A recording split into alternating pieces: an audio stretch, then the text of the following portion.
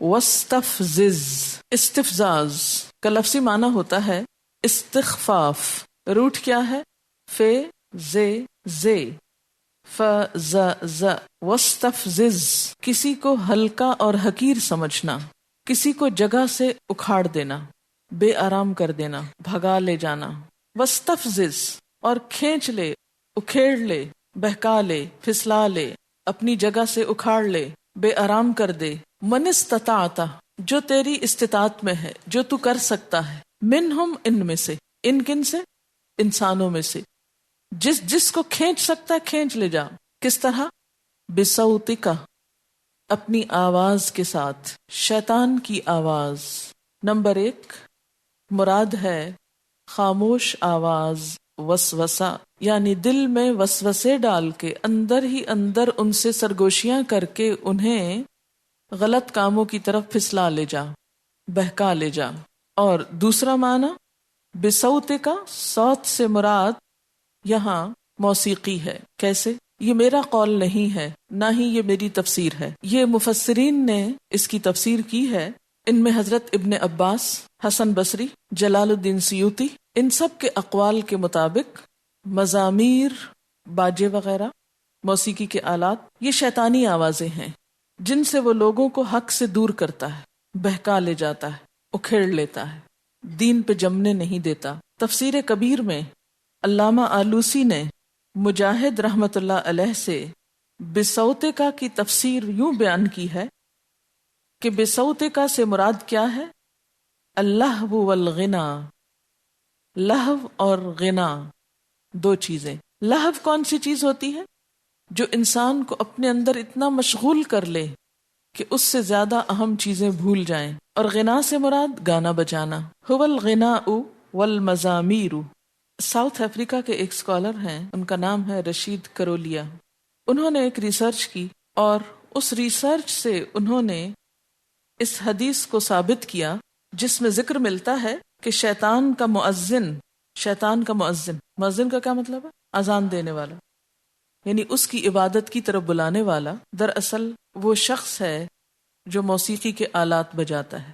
انہوں نے ایک میوزک گروپ جس کا نام ہے چیپ ٹرک، اس کی مثال پیش کی. اس میوزک گروپ کے ایک البم کے تعارف میں اس گروپ کا لیڈنگ سنگر وہ اناؤنسمنٹ کرتا ہے this song is the first from our album.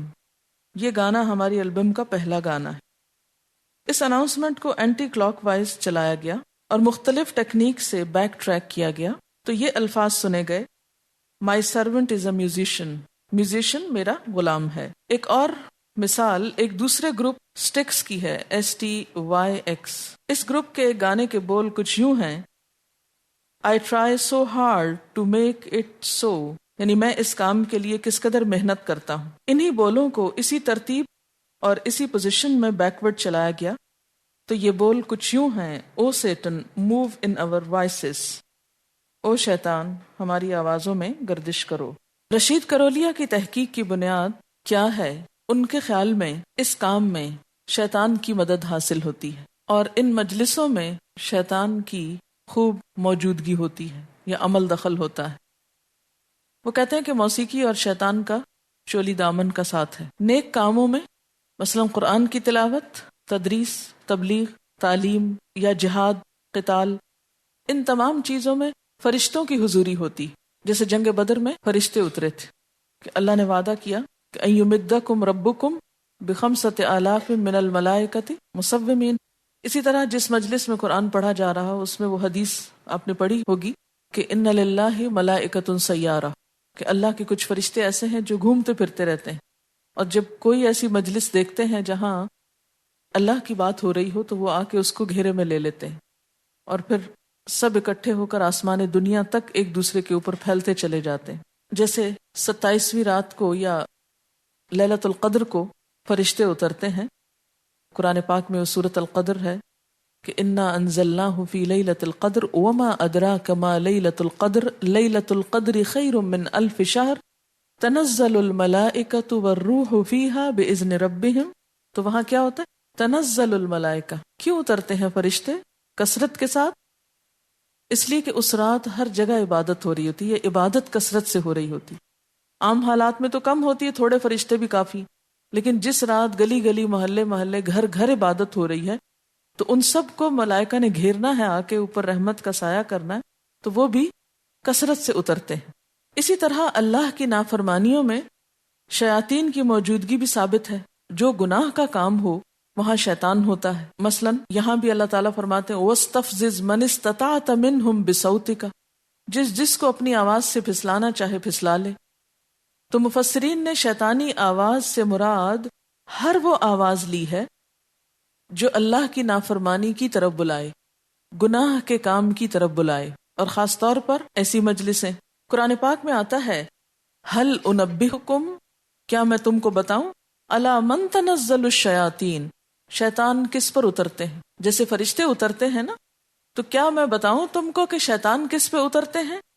تنزل علی کل افاک اثیم، وہ اترتے ہیں ہر جھوٹے گناہگار پر۔ افاک افک سے، بہت جھوٹ بولنے والے۔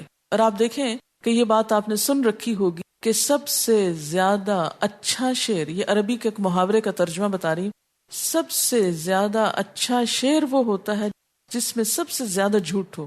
جتنا زیادہ جھوٹ ہوگا شعر اتنا ہی خوبصورت ہوگا۔ تو شعر و شاعری میں عموماً اور خصوصاً ایسی شعر و شاعری جس میں مبالغہ آرائیاں اور بیکار کی باتیں موجود ہوں، اور اس کی انتہائی شکل پھر گانے میں ہو جاتی ہے۔ کسی بھی گانے کے بول آپ لے لیں، جو کچھ اس میں بولا جاتا ہے اس کا حقیقت سے کتنا تعلق ہوتا ہے۔ یہ کہہ رہی ہیں کہ رات کوئی گانا ٹی وی پر آ رہا تھا کہ ہم تو مر کر بھی تم کو چاہیں گے، تو آپ ذرا اس کی حقیقت پہ غور فرمائیے۔ مر کے تو انسان کو اپنا ہوش نہیں، تو کسی کو چاہنے کا تو سوال ہی پیدا نہیں ہوتا، تو اس سے بڑی جھوٹی بات کون سی ہو سکتی ہے؟ قرآن کہتا ہے کہ تمہیں معلوم ہے شیطان کس پہ اترتے ہیں، شیطان کہاں حاضر ہوتے ہیں؟ سخت جھوٹے لوگوں پر۔ تو سب سے بڑا جھوٹ جو عام طور پر پسند کیا جاتا ہے وہ کس میں ہوتا ہے؟ گانوں میں، جو حقیقت سے بہت دور ہوتے ہیں۔ جب ان کو انسان سنتا چلا جاتا ہے تو حقیقت سے یا سچ سے دور ہوتا ہے، سچ سے دلچسپی نہیں رہتی۔ اچھا، یہاں ایک بات آپ سب غور کیجئے کہ ان میں سے جو باتیں میں کر رہی ہوں، میں اپنی کوئی بات نہیں کروں گی آج کہ آپ کچھ مجھ سے منسوب کریں۔ یہ سب دوسروں کے اقوال جمع کیے ہوئے میں نے، اور گانے بھی آپ سے ہی سنے ہیں تاکہ آپ خود فیصلہ کر سکیں۔